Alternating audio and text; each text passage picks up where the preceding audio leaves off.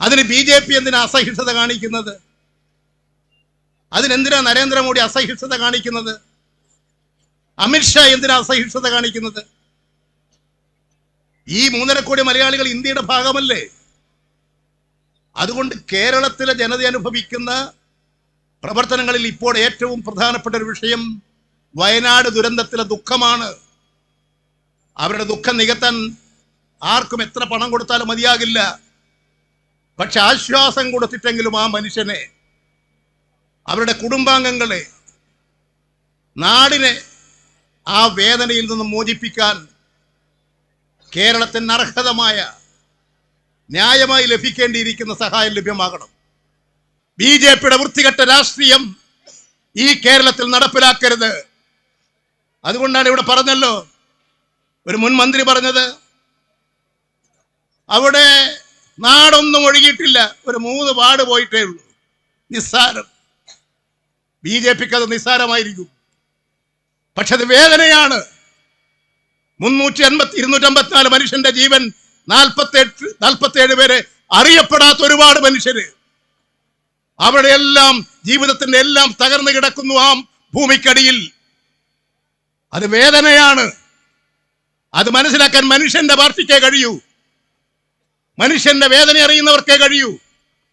അദാനിയോടൊപ്പം സഞ്ചരിക്കുന്നവർക്ക് അതറിയില്ല. അത് പഠിപ്പിച്ചു കൊടുക്കാൻ ജനകീയ ശക്തിയെ നിങ്ങൾക്ക് കഴിയും. ജനകീയ പ്രശ്നങ്ങൾക്ക് പരിഹാരം കാണാനല്ല, വർഗീയ വിദ്വേഷം, ആ വർഗീയ വിദ്വേഷം വിതച്ച് നാടിനെ തകർക്കാനുള്ള നീക്കമാണ് ഇപ്പോൾ നടത്തിക്കൊണ്ടിരിക്കുന്നത്. കേരളീയരെ നാം ഒന്നായിരിക്കണം. മലയാളികളെ, 3.5 കോടി മലയാളികളുടെ ജന്മനാട് ഒരു ശബ്ദമായിരിക്കണം. വയനാട്ടിൽ മരിച്ചു വീണ് നമ്മുടെ സഹോദരങ്ങളാണ്, നമ്മളാണ്. ആ സഹോദരങ്ങളെ നമുക്ക് രക്ഷിച്ചേ പറ്റൂ. അതുകൊണ്ട് ആ ഐക്യവും സാഹോദര്യവും കാത്തു സൂക്ഷിച്ചുകൊണ്ട് മുന്നോട്ട് പോകാൻ കേന്ദ്ര ഗവൺമെന്റ് ജനവിരുദ്ധ നയം, എല്ലാ നികുതിയും പിരിച്ചെടുക്കുന്നത് കേന്ദ്ര ഗവൺമെന്റ് അല്ലേ? GST എല്ലാം കേന്ദ്ര ഗവൺമെന്റിലേക്കല്ലേ? നിങ്ങൾ നികുതി പിരിച്ചു കൊണ്ടുപോയാൽ മതിയോ? ആ നികുതിയുടെ വിഹിതം കേരളത്തിന് കൊടുക്കണ്ടേ? ഇന്ത്യയിൽ കേന്ദ്ര ഗവൺമെന്റിന്റെ മെഡിക്കൽ സ്ഥാപനമായിട്ടുള്ള എയിംസ് ഇല്ലാത്ത ഇന്ത്യയിലെ ഒരു സംസ്ഥാനം കേരളമാണ്. ഇടതുപക്ഷ ജനാധിപത്യ മുന്നണിയുടെ തീരുമാനമനുസരിച്ച് ഇന്ന് കേരളത്തിൽ തിരുവനന്തപുരം രാജ്ഭവന് മുമ്പിലും എല്ലാ ജില്ലാ കേന്ദ്രങ്ങളിലുമുള്ള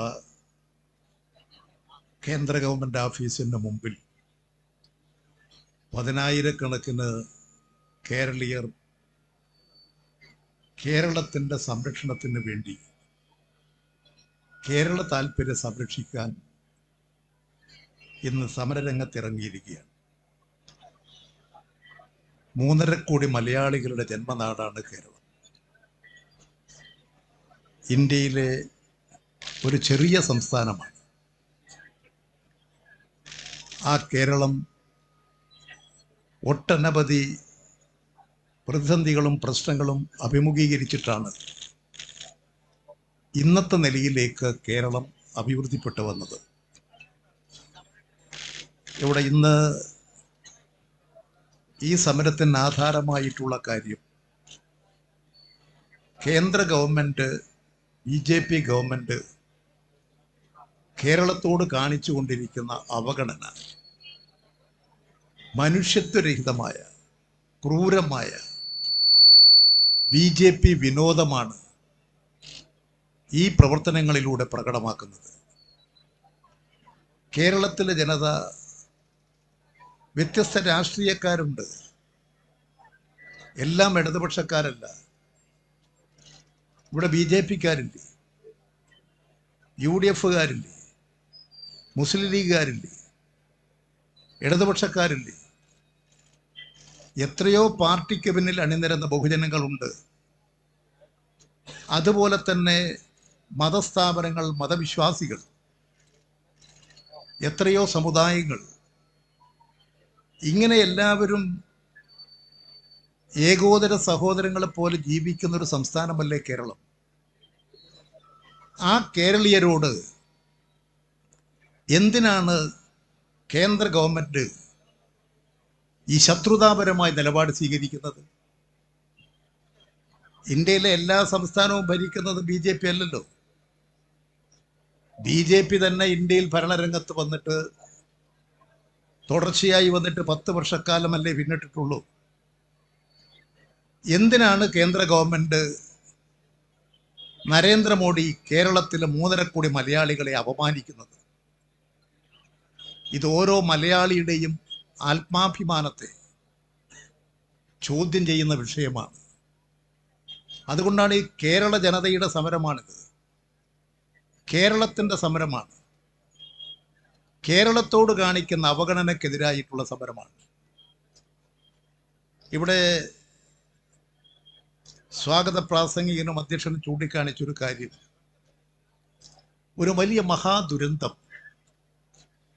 അതായിരുന്നു കഴിഞ്ഞ ജൂലൈ മാസം 30-ാം തീയതി നടന്ന ചൂരൽമല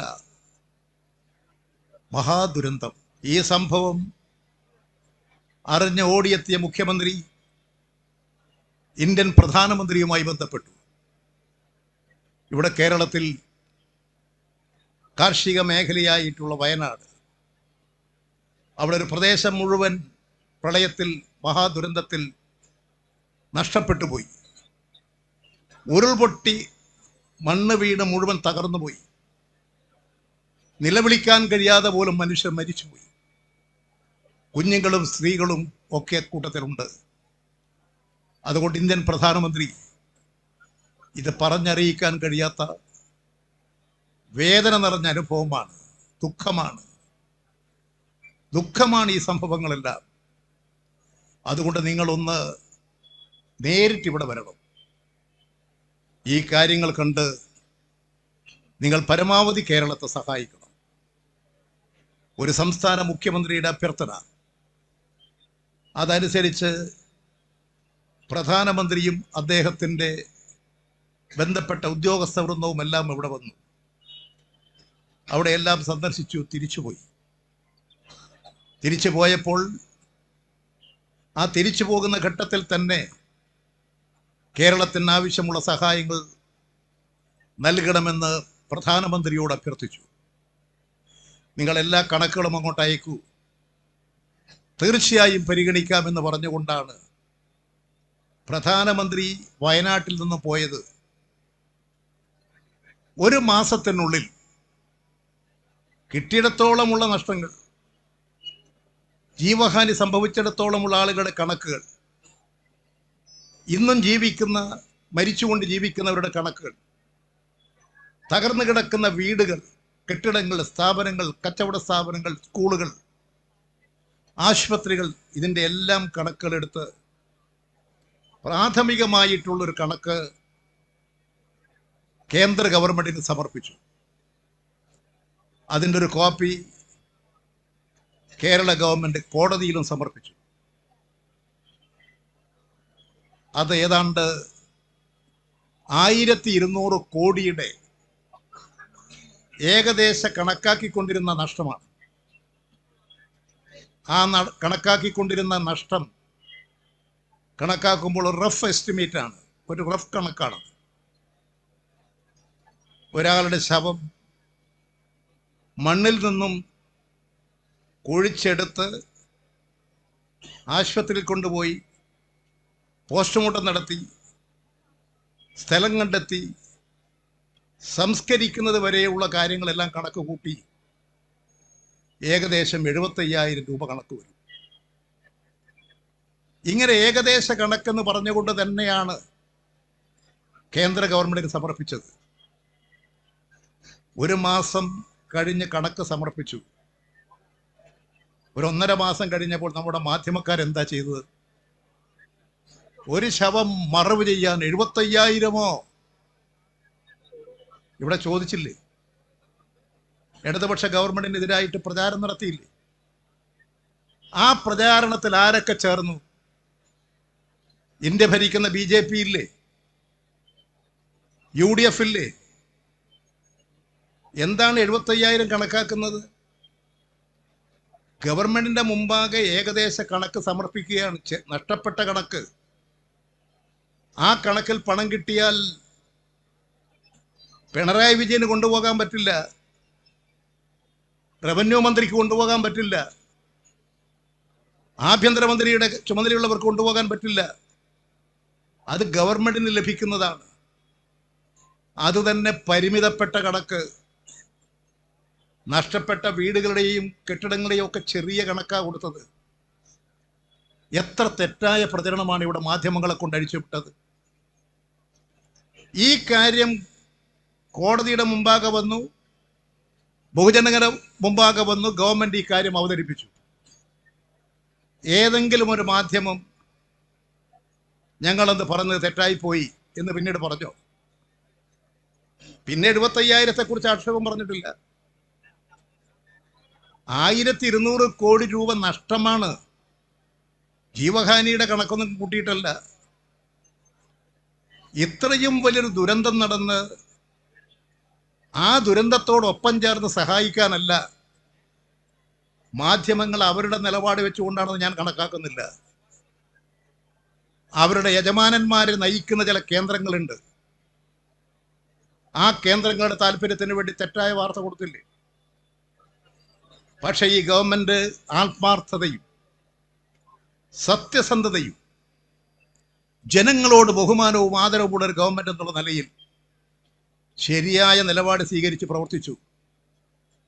1200 കോടിയുടെ പ്രാഥമികമായ ഒരു കണക്ക്, നഷ്ടത്തിന്റെ കണക്ക് കൊടുത്തു.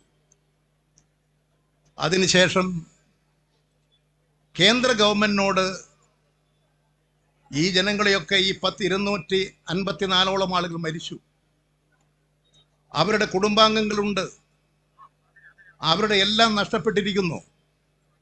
തൊഴിലില്ല, സ്ഥാപനമില്ല, സ്വത്തുവകകളില്ല, കൃഷിയില്ല, കന്നുകാലികളില്ല, കച്ചവട സ്ഥാപനങ്ങളില്ല, എല്ലാം നഷ്ടപ്പെട്ടിരിക്കുന്നു. അവർക്ക് ഒരു പുനരധിവാസം കൊടുക്കണം. അവർക്കൊരു പുനരധിവാസം കൊടുക്കണമെങ്കിൽ അതിന് ഏതാണ്ട് കണക്ക് കൂട്ടിയപ്പോൾ 2200 കോടി രൂപ അതിന് ചെലവ് വരും. ആ ചിലവ് ഒരു ടൗൺ പ്ലാനിംഗ് ആണ്, ഒരു മാസ്റ്റർ പ്ലാനാണ്.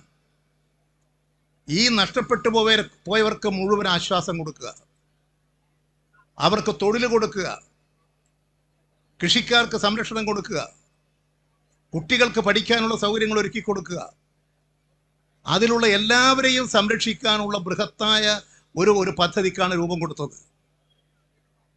ആ 2200 കോടി സഹായം തരണം. ഈ ദുരിതാശ്വാസ നിധിയിലേക്ക് ഞങ്ങളെ സഹായിക്കണം എന്ന് കേരള ഗവൺമെന്റ് രേഖാമൂലം കേന്ദ്ര ഗവൺമെന്റിനോട് അഭ്യർത്ഥിച്ചു. പ്രധാനമന്ത്രിയോട് മുഖ്യമന്ത്രി തന്നെ നേരിട്ട് പോയി അഭ്യർത്ഥിച്ചു. ഈ അഭ്യർത്ഥന മാനിക്കാൻ തയ്യാറായില്ല.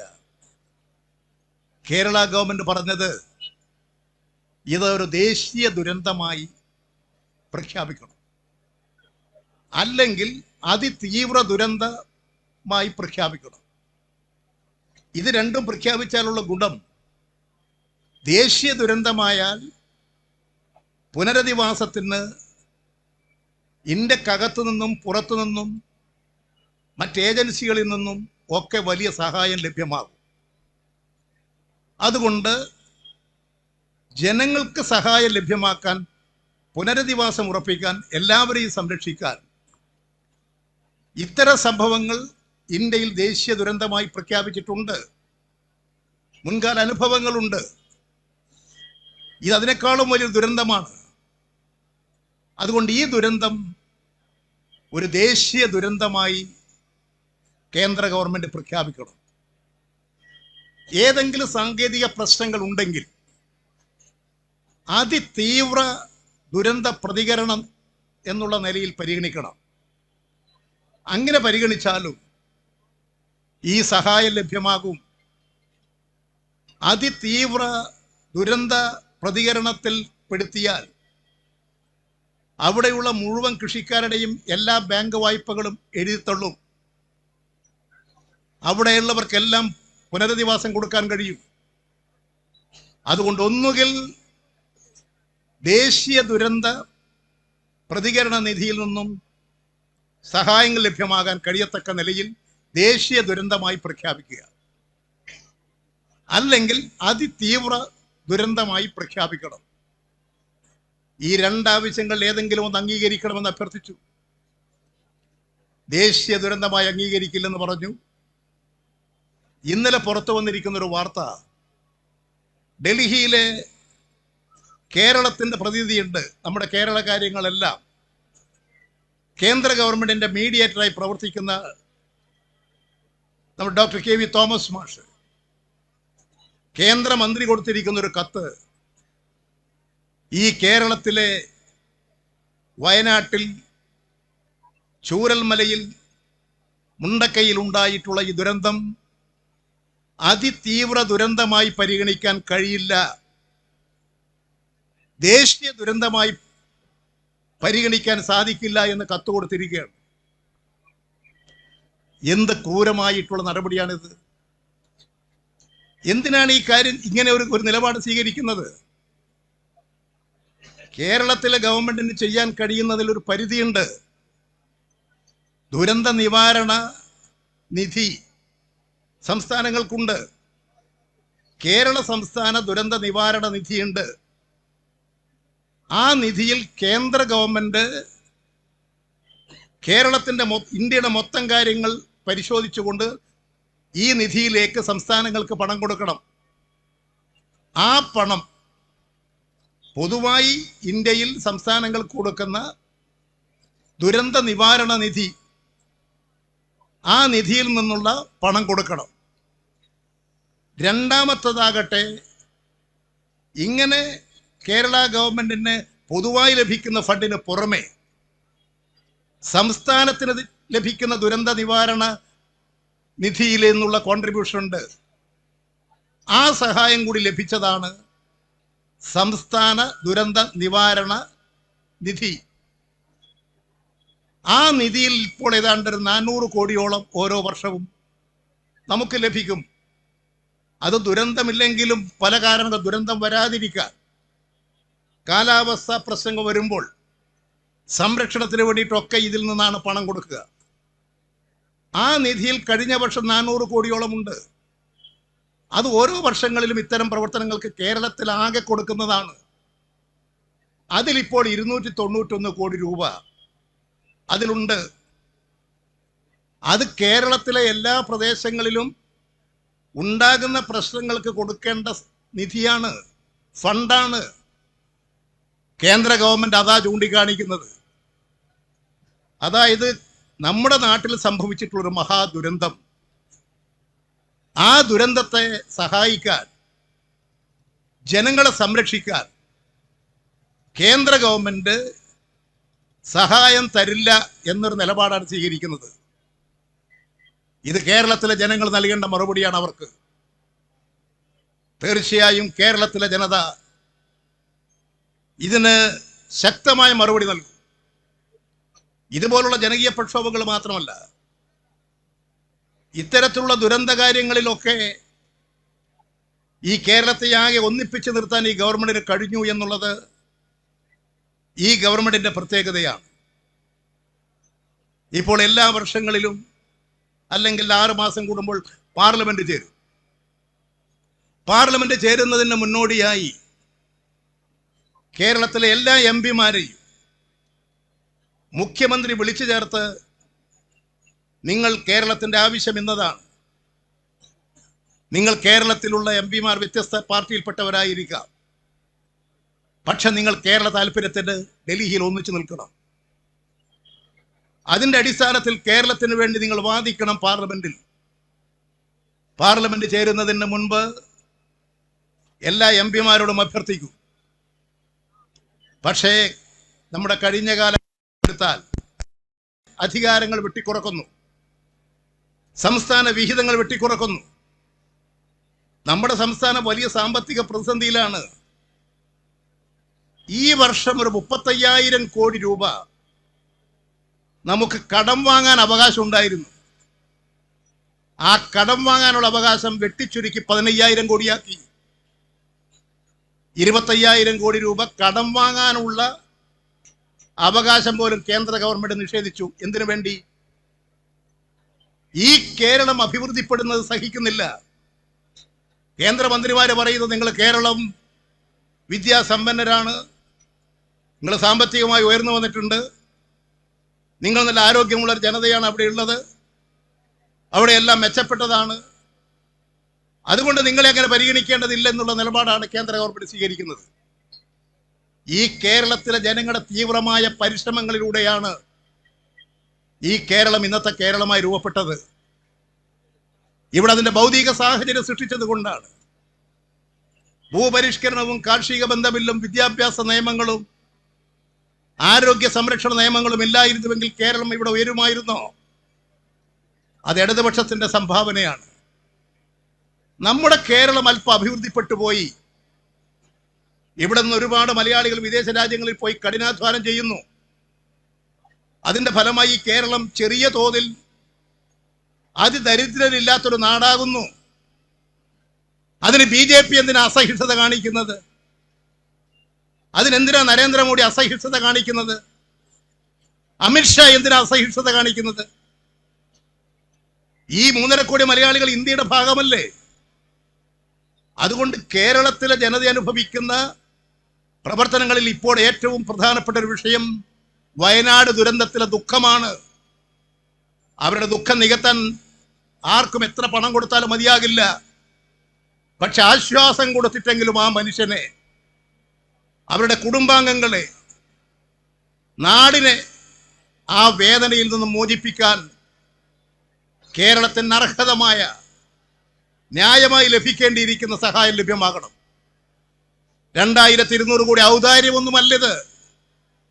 ഇന്ത്യൻ ഭരണഘടനയെ അനുശാസിക്കുന്ന അവകാശമാണ്.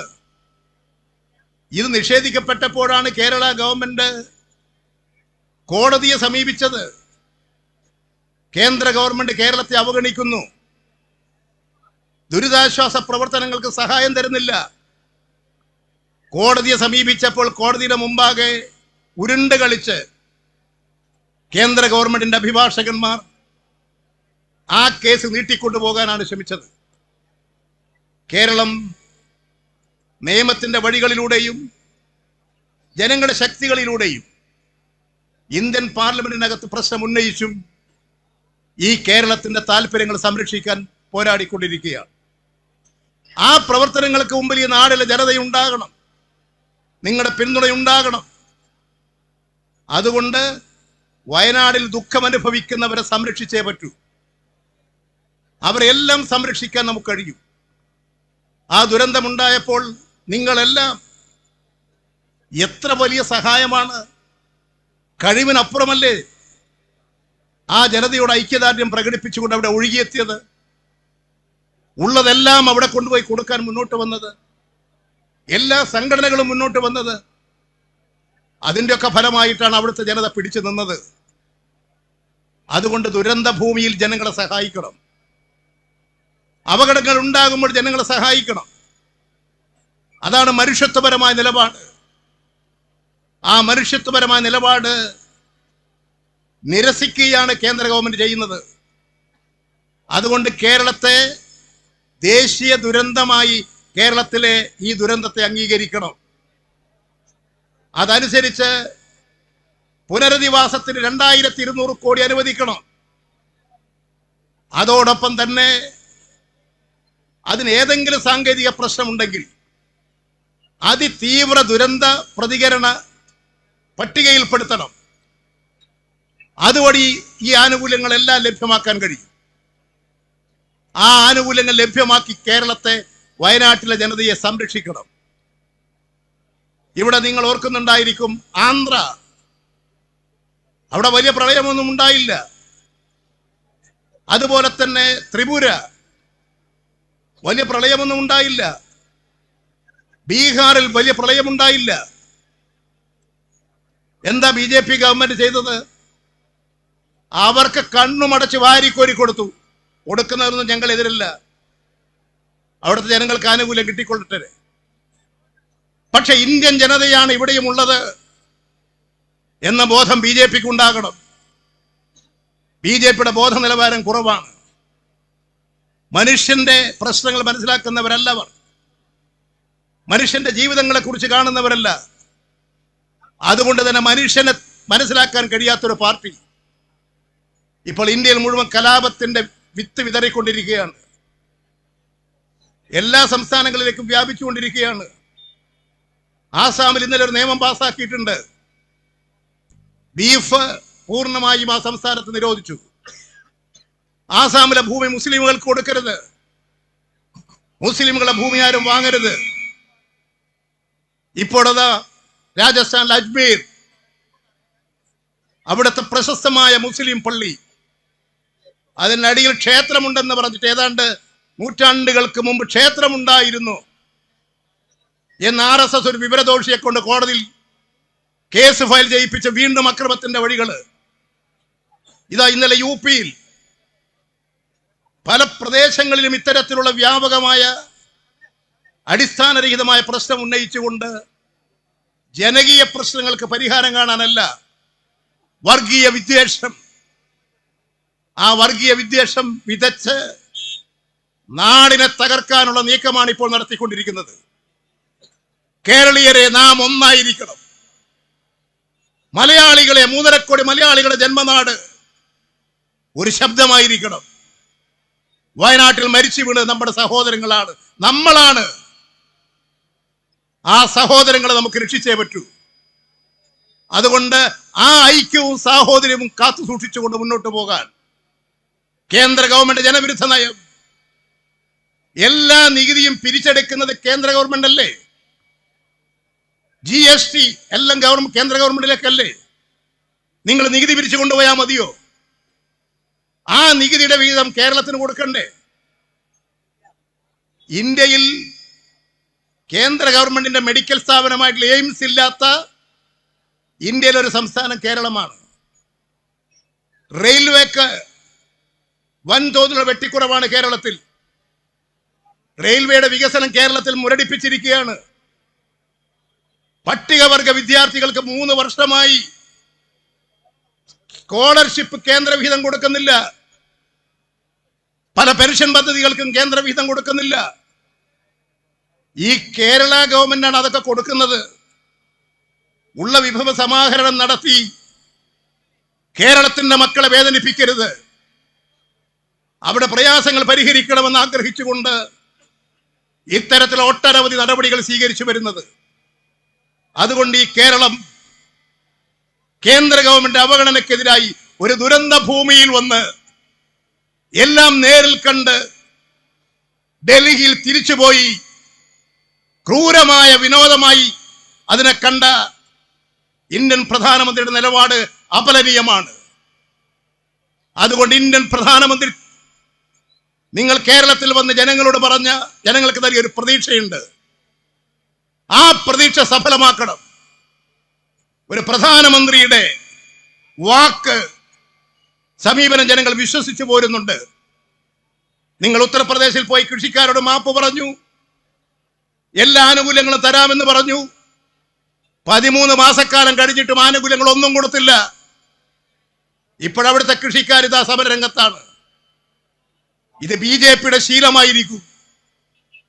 നമ്മുടെ മുമ്പിൽ ഒരു വഴിയേ ഉള്ളൂ, BJPയുടെ ഈ ദുർഭരണം അവസാനിപ്പിക്കാൻ 3.5 കോടി മലയാളികളുടെ സംഘശക്തി ഒന്നിപ്പിക്കുക, കരുത്ത് നേടുക. നമ്മുടെ സഹോദരങ്ങളെ സംരക്ഷിക്കാനുള്ള ഇടതുപക്ഷ ഗവൺമെന്റിന്റെ നയങ്ങൾക്ക് നിങ്ങളുടെ എല്ലാം കൂടുതൽ സഹായങ്ങളും പിന്തുണയും വേണം. അതോടൊപ്പം ഈ സഹോദരങ്ങളെ രക്ഷിക്കാനുള്ള പ്രവർത്തനങ്ങളിൽ ഒന്നിച്ച് നമുക്ക് പ്രവർത്തിക്കാം. ഇന്ത്യൻ പാർലമെന്റിൽ ഇന്ന് വൈകുന്നേരം 4 മണിക്ക് മറുപടി പറയാമെന്നാണ് അമിത്ഷാ, ഇതിന്റെ ചുമതലയുള്ള BJP തലവൻ പറഞ്ഞിട്ടുള്ളത്. അവരുടെ ഇതുവരെയുള്ള മനോഭാവം വെച്ച് നോക്കിയാൽ ഈ പ്രതിഷേധത്തിന്റെ ശബ്ദം അവിടെ ഡൽഹിയിൽ ഇപ്പോൾ അരിയടിക്കുന്നുണ്ട്. ഡൽഹി ഇപ്പോൾ ഞെരുങ്ങുന്നുണ്ട് ജനശബ്ദം കൊണ്ട്.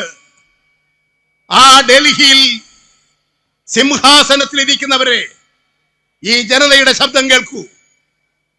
മരിച്ചു വീണ് ഭൂമിക്കടിയിൽ അകപ്പെട്ട് അവിടെ ശവശരീരങ്ങളായി കിടക്കുന്ന നൂറുകണക്കിന് മനുഷ്യരുടെ ശവശരീരങ്ങൾ നിങ്ങൾ കാണൂ, വസ്തുതകൾ കാണൂ, അവരെ കുടുംബത്തെ സഹായിക്കൂ. ബിജെപിയുടെ വൃത്തികെട്ട രാഷ്ട്രീയം ഈ കേരളത്തിൽ നടപ്പിലാക്കരുത്. അതുകൊണ്ടാണ് ഇവിടെ പറഞ്ഞല്ലോ, ഒരു മുൻ മന്ത്രി പറഞ്ഞത്, അവിടെ നാടൊന്നും ഒഴുകിയിട്ടില്ല, ഒരു 3 വാർഡ് പോയിട്ടേ ഉള്ളൂ. നിസ്സാരം. ബിജെപിക്ക് അത് നിസ്സാരമായിരിക്കും, പക്ഷെ അത് വേദനയാണ്.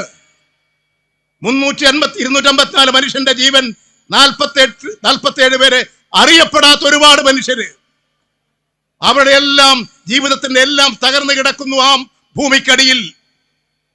അത് വേദനയാണ്. അത് മനസ്സിലാക്കാൻ മനുഷ്യന്റെ പാർട്ടിക്കേ കഴിയൂ, മനുഷ്യന്റെ വേദന അറിയുന്നവർക്കേ കഴിയൂ. അദാനിയോടൊപ്പം സഞ്ചരിക്കുന്നവർക്ക് അതറിയില്ല.